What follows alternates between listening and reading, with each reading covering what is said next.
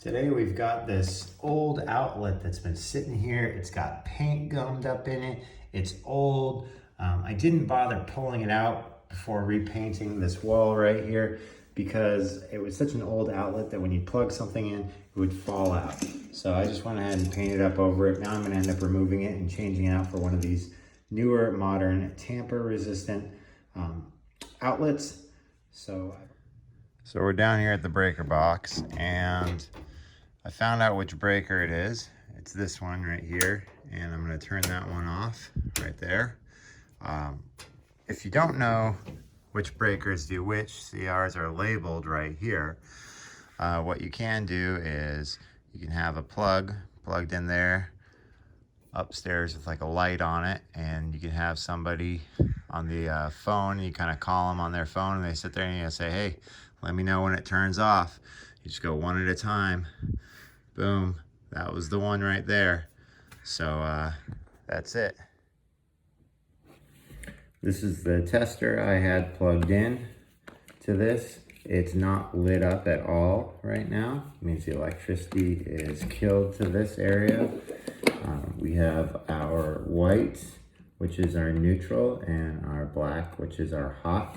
The electricity flows in here, and then it flows out here.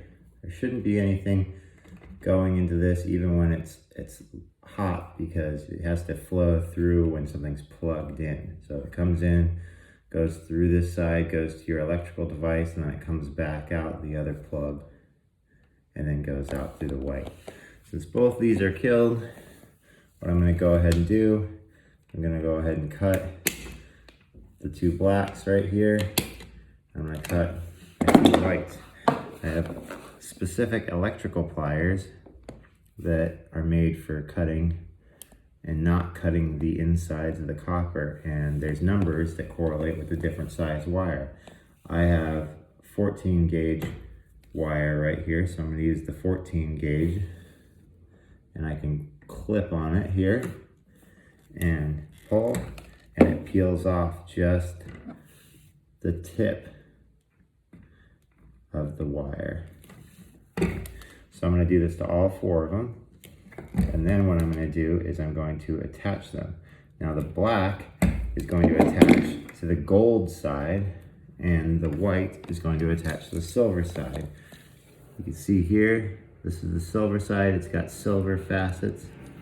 The gold side has gold facets here. You can do this one of two ways. You can plug it into a hole that's in the back, or you can do a half coil and put it in this way. Usually people stab it in the back. It's a little faster, but it can sometimes wiggle loose. Some people like to coil it and stick it in this way. So we'll go ahead and coil ours and stick it in. It's a little bit more time consuming this way. So you coil it, put a little hook in it just like this, and then I'm going to hook it on here, and you want to make sure that you do it in the way that you are going to tighten the screw.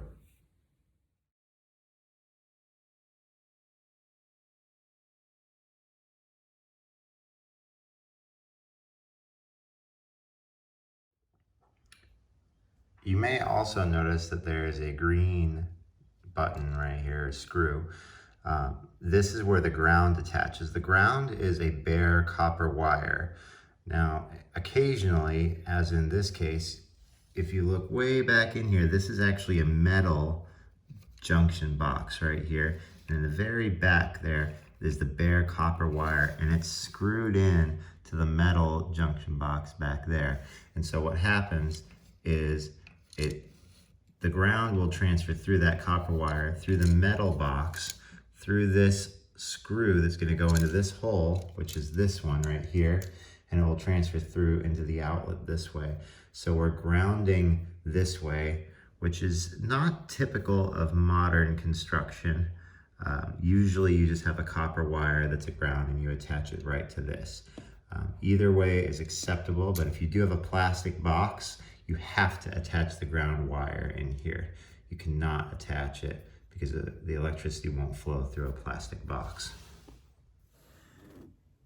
Now that this is all done, we're going to go ahead and tighten everything back together and put it back into the box.